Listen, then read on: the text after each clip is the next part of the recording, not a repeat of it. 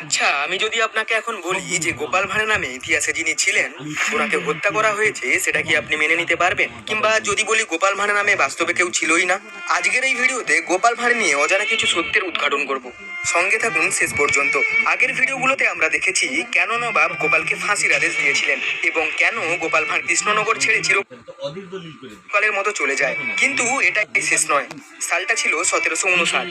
গোপাল রাজ্য ছাড়ার 3 দিন পর মহারাজ কারোর অনুপস্থিত জানতে পেরে হঠাৎ মনে পড়ে যায় গোপালের কথা। তৎক্ষণাৎ গোপালের বাড়ি রওনা দেয় মহারাজ কৃষ্ণচন্দ্র। কিন্তু বাড়িতে ছিল না কেউই। বাড়িতে কোনো তালা দেওয়া না থাকায় মহারাজ ভেতরে প্রবেশ করেন এবং গোপাল গোপাল চিৎকার করতে থাকেন।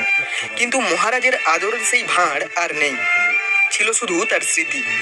পাড়া প্রতিবেশীদের গোপালের খোঁজ রাখতে বলে দিয়ে মহারাজ ফিরে আসেন রাজসভাতে। মহারানী জানতে পেরে মহারাজকে বললেন, এই ভুলের সাজা আপনাকে ভোগ করতেই হবে।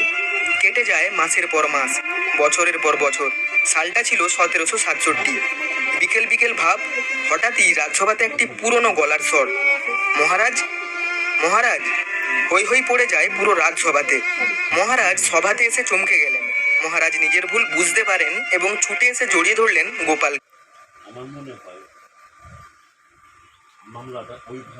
বললেন, গোপাল, আর যদি তুমি থাকতে তাহলে আমার এই অবস্থা হতো না। আমি আর কোথাও যেতে দেবো না তোমাকে, তুমি এখানেই থাকবে। অপর প্রান্ত দিয়ে উত্তর এলো, না মহারাজ, এটা সম্ভব নয়। আমি এসেছিলাম শুধুমাত্র আপনাকে বোঝাতে যে সেদিন আমিই ঠিক ছিলাম। ভালো থাকবেন, চললাম।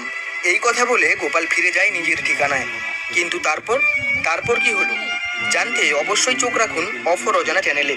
ভিডিওটি যদি একটু ভালো লাগে ভিডিওতে একটা লাইক দিন আর আপনার মতামত কমেন্ট করে জানান, কারণ আপনার একটি মতামত আমাদেরকে আরও ভালো ভিডিও বানাতে সাহায্য করবে।